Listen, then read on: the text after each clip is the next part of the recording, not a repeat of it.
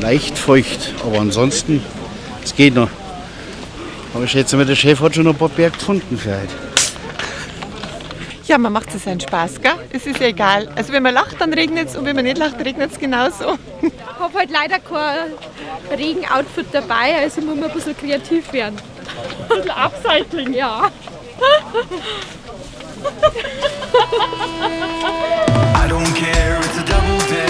I ain't scared, you best beware, you best beware.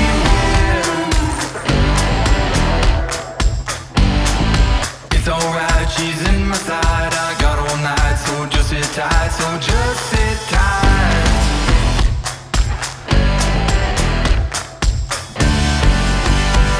When she lets her hair down,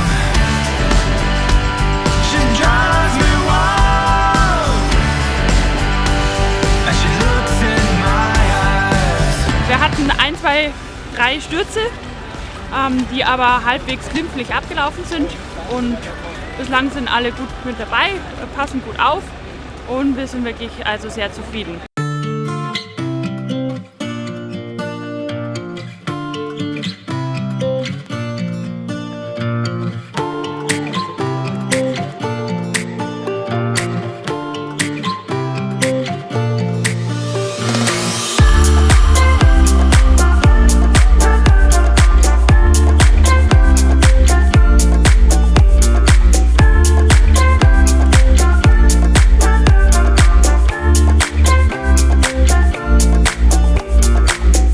Wie ist es mit dem Bad bei dem Wetter?